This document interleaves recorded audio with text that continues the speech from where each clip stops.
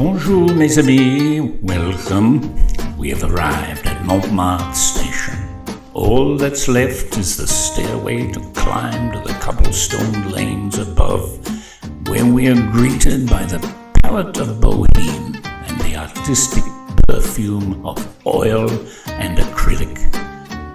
What better a place to find our Christmas joie de vivre?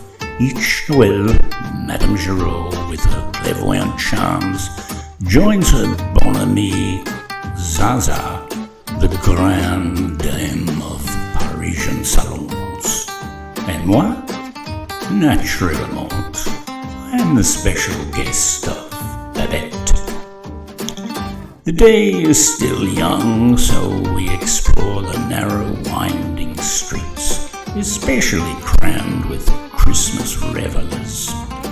The sidewalk cafes spill over with enthusiastic banter. J'adore Christmas.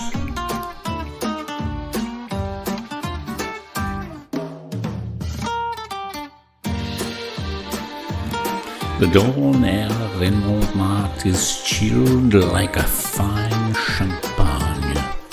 The Bistrot du Marquis brims with stories untold, seemingly encouraged by the spirits of past revelers, including Degas, Manet, and even Chopin, who seems to nod in approval from their celestial platform. Zaza is already seated at her favorite table. The curious menage, Madame Giraud, our soothsayer of bygone days, and Zaza, the epitome of the gossip queen, sipping their Dom Perignon, chatting away, savouring the house specialties, scallops with celeriac and seared scallops with Jerusalem artichoke and king mushrooms, foie gras with peaches and hazelnuts, then another filled with caramelized apples is served, and finally white asparagus coated with truffle shavings completes our lunch. Satisfied by the feast, Babette and I leave the two dames to enjoy their gastronomic conversation, escaping unnoticed to the busy streets outside. Our Christmas adventure begins. The Montmartre maze is alive with Yuletide spirit, and there, two silhouettes, Erik and Carlotta, slip through the crowd like whispers on the wind. Babette's eyes sparkle. The opera's secret romance is ours to shadow. We follow them through Montmartre's side lanes, where local artists busily sell their wares. Erik speaks to one artist and hands him a sum of cash.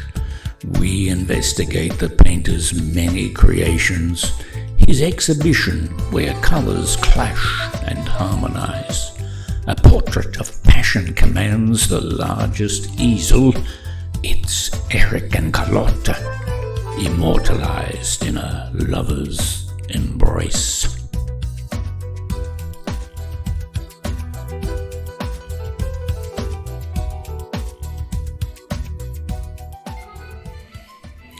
But hark, the duo departs. We trail them to the Sacré-Cœur. Its spires brushing the heavens, they enter its sacred doors, and we follow. But a sudden wind gust slams it closed, allowing only me to pass. Babette and I are parted, leaving me cloaked in the cathedral's shadowy solitude. Then muffled sounds echo from the vaulted ceilings. A warning? My heart quickens as the shadows swirl around me. I rush from their threats, but they follow me across the rows of stained glass. I hear Erik's thundering voice, so I dare not turn. I run directly to the shadow that now stands as still as death. Before it points up to the stained glass window, is it a sign? I dare to look up.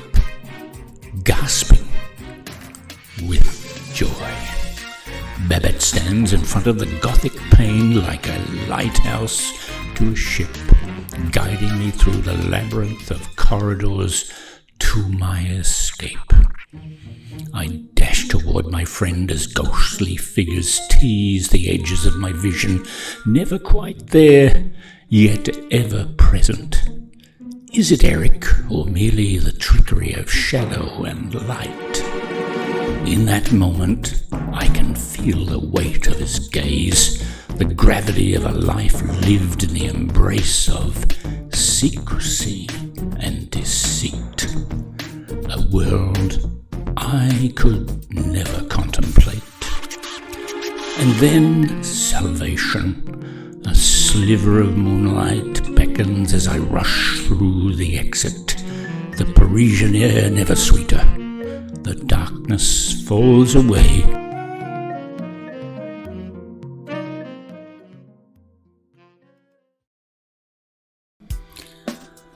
Babette, sensing my ordeal, takes me to the nearby viewing platform. We listen and wait for Erik and Carlotta, but they do not return. This was Erik's way.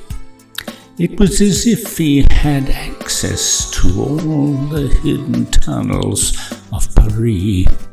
Babette often said he was as mysterious as the opera ghost. I now believed her. So, as the sun dipped below the horizon, we watched Paris transform into a place of magic and wonder, especially picturesque with the festive lights forming a warm Christmas blanket of light over our beloved home. The Christmas cheer lifts my spirits as Paris stops to remember the special birth, summoning a renewed hope.